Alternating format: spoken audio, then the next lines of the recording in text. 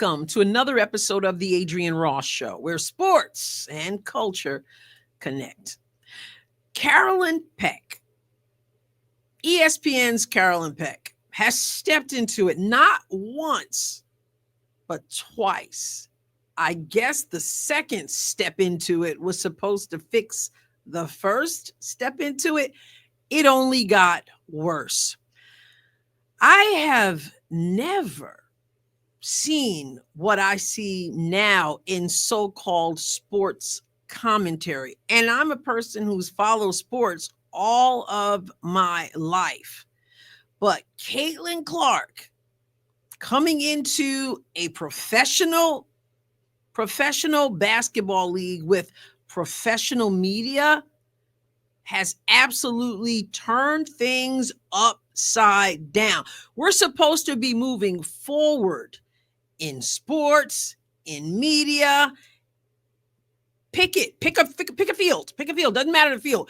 We're supposed to be moving forward, but Caitlin Clark has brought out all kinds of stuff that we never would have noticed before. I mean, we already knew that ESPN was off the deep end.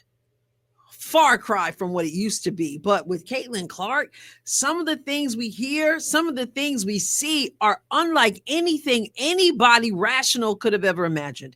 And so Carolyn Peck had this strange take about the Indiana Fever being more dangerous without Caitlin Clark on the floor. That was bad enough, but then she followed it up trying to clean it up, and it only made it worse. So let's go to her original comments, and then we'll go to how she tried to backtrack, but only stepped into it even more.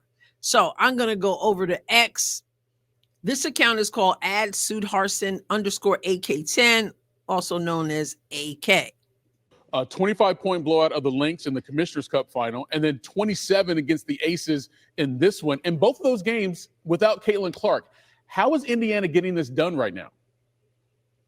Look, I think that Indiana is even more dangerous when Caitlin Clark doesn't play because she's a ball-dominant guard. The ball's in her hands a lot, so you know what you need to try to take away.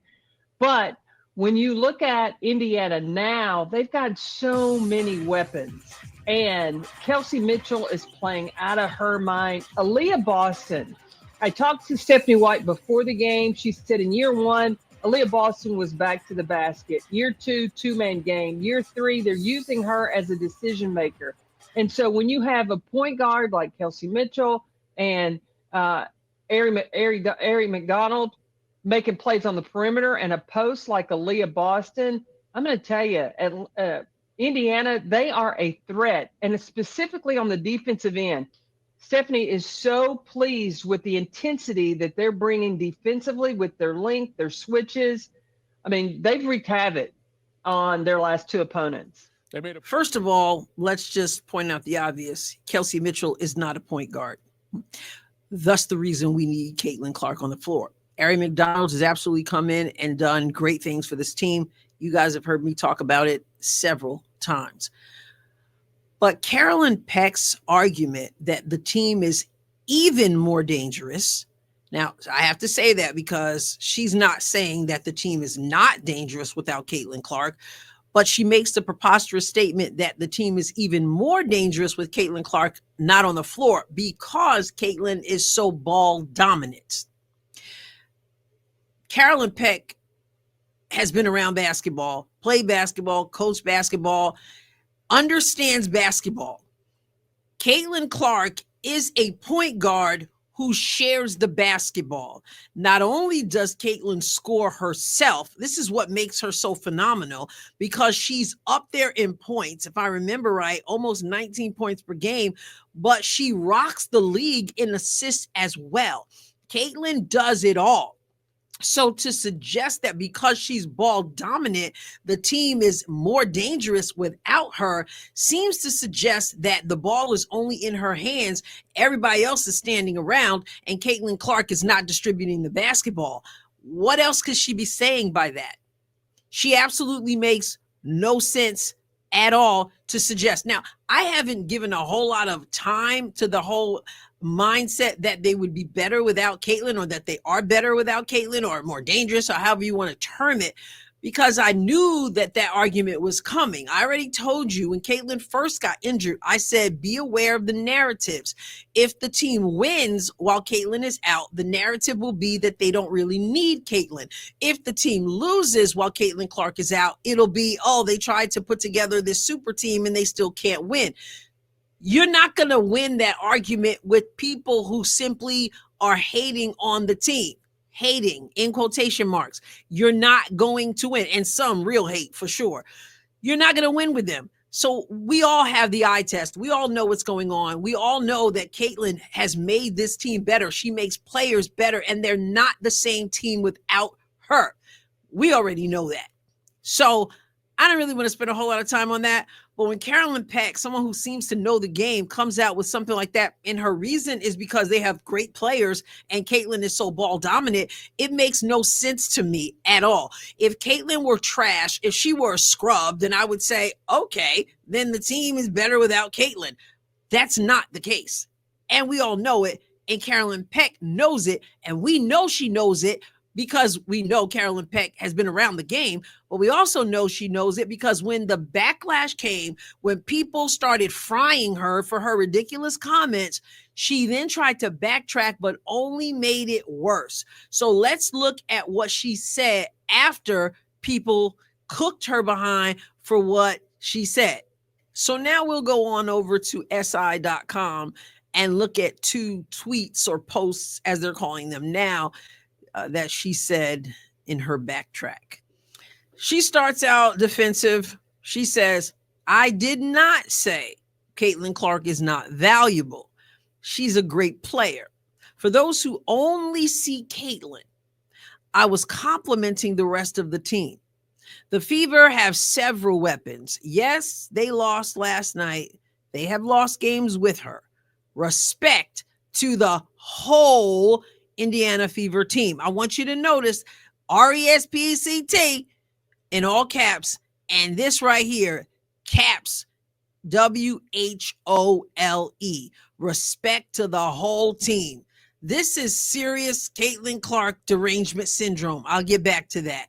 And for those of you who are triggered by the term derangement syndrome, I've been using it for many years now, so relax. There is such a thing as derangement syndrome, and I see it right here as it pertains to Caitlyn Clark. So let's go to what she followed up with.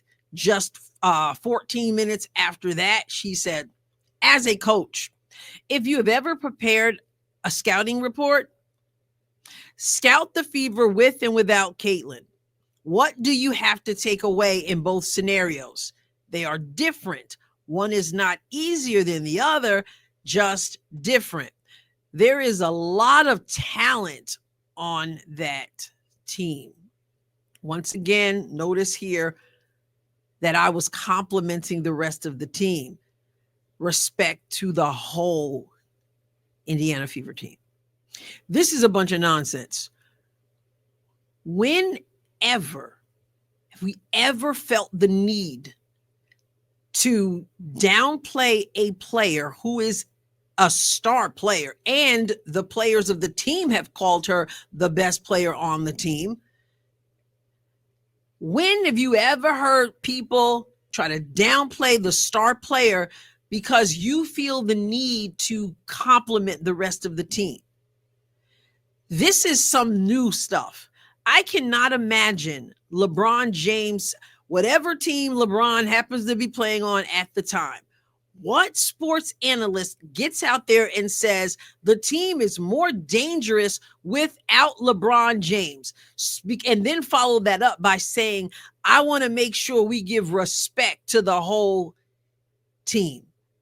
There are a lot of great players on the team. Okay, they're professionals. There should be some really good and great players on the team. What does that have to do with you feeling the need to downplay the star player because I want to make sure we acknowledge and compliment the rest of the players? I think about a Michael Jordan. Who would say, well, they're even more dangerous without Michael Jordan, and then say, I just want to make sure we compliment and give respect to the whole team?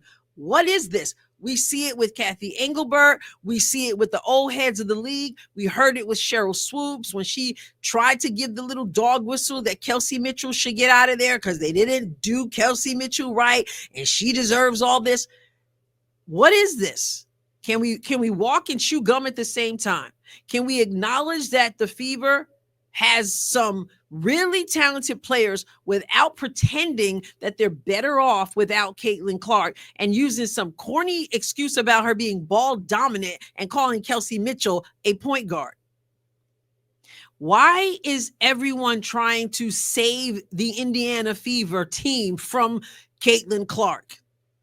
This team, we can tell now they got rid of some nonsense. This team has a respect for one another. You can see it.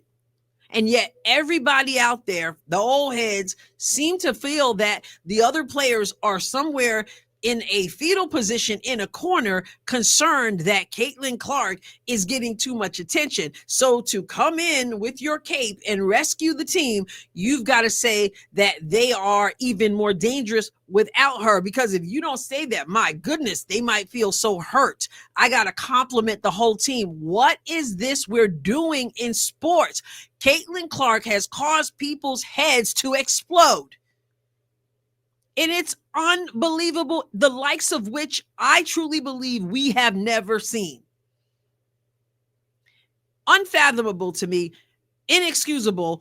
And though I agree, yes, there are great players on this team. And yes, a team should be able to win games without one player, even the star player. Hopefully, and we are seeing them do that. That's what Caitlin would want.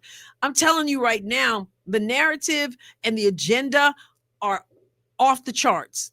And it's so much so that as I predicted also, that Fever fans would kind of go against Fever fans. So you got Fever fans who are like, we're in this, we're rooting for the Indiana Fever. And then you've got the Fever fans, the Caitlin Clark fans, for sure. Some of them, unbelievably to me, actually want the Fever to lose games, because they're concerned about people like Carolyn Peck and others who are going to say, well, the team is better off without Caitlin. So trust me, I can read the language. There are people who are happy when the Fever loses without Caitlin, because they don't want anybody to think that they can win without Caitlin Clark.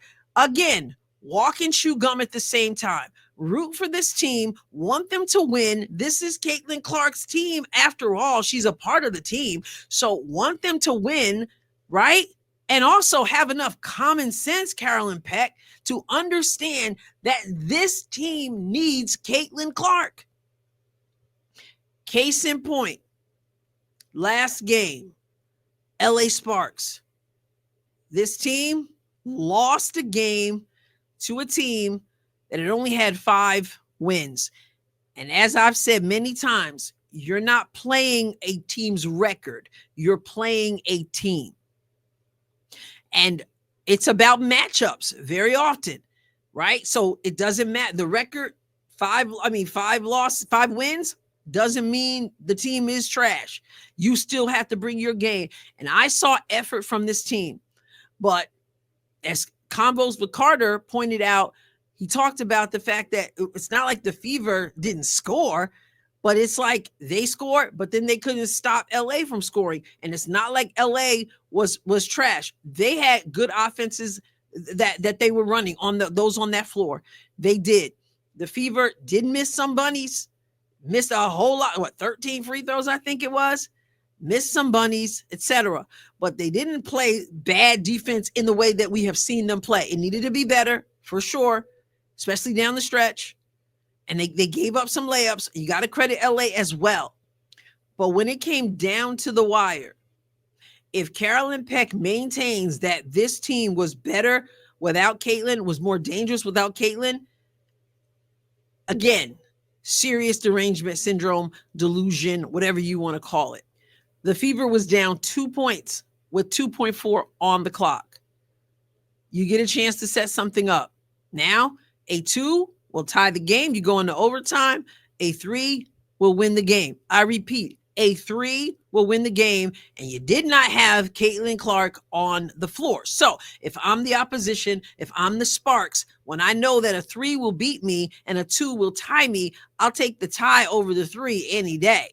I'll take none of it, of course. But if I got to pick between the two, then I've got to take the 2. Got to make sure I'll give up the 2 if I have to, because I got to protect against the 3, which means I got to play people closer, right? If they drive by, do something else and get a 2, well, hey, we're still alive for 5 more minutes of overtime. But if they get the 3, it's lights out. You don't have Caitlin Clark on the floor. Caitlin on the floor opens up both those things, a scenario for a 3 and a scenario for a 2. Why? Obviously, she can shoot the 3. They know she can shoot the 3. So if they don't guard her at the 3, if they don't take that away, and they're going to take that away. Remember Natasha Cloud riding Caitlin in the first game against New York? Banging on her, grabbing her, holding her, right? So if they're going to have to try to take away that 3, they're going to have to they got to step way out, because Caitlin can hit it from the parking lot, which opens up more space on the floor. We also know that Caitlin is such a distributor of the basketball. And when you have to protect against Caitlin going off on you, that is what has opened up things time and time again for Aaliyah Boston. So with her on the floor, you got your 3 opportunity, but you also have your 2 for 2 points opportunities as well. Without her on the floor, it is not more dangerous. It's the opposite of that.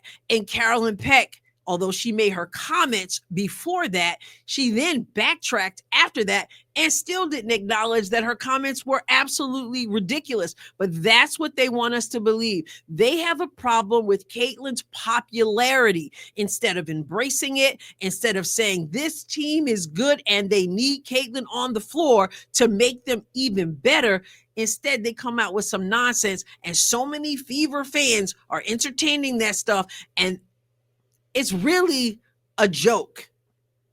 They show themselves for who they are, who they fear, and what their agenda is every single time. And it has to be called out. Not every time, because, some of us have other things to do than to constantly deal with their nonsense. But in this case, Carolyn Peck, who ought to know better, and then backtracked and still ought to know better. Come on, please. Please stop. This team has been on a tear. They lost one they should have won. You know what? This is what's going to make this team ready for the stretch, right? We were talking about it in the live stream during the game. I like a good blowout as much as anybody when it's my team. But I told you guys before, one of the reasons why I don't watch or haven't watched a lot of women's college basketball in recent years, I can't stand the blowouts. These things are blowouts, and nobody wants to see that all the time. Now, again, if it's my team, I don't really mind it as much. But really, what's going to prepare you for later in the season to get into a playoff position and then to make it far in the playoffs and to contend for a title, games like this, where you have got to dig deep. You've got to battle it out. And unfortunately, the Fever came up on the short end. Was not for effort, not for lack of effort, for sure. And, it was a gut punch, in the loss hurt. But ultimately, it'll help the team in the long run if they will take what they learned from it and move forward. And of course, we're looking forward to Caitlin being back on the floor. And then you got to juggle rotations and stuff again. So this team has not been without adversity. That's something we've been talking about ongoing. But Carolyn Peck, stop. Anyway, I will catch you next time, God willing. God bless you abundantly.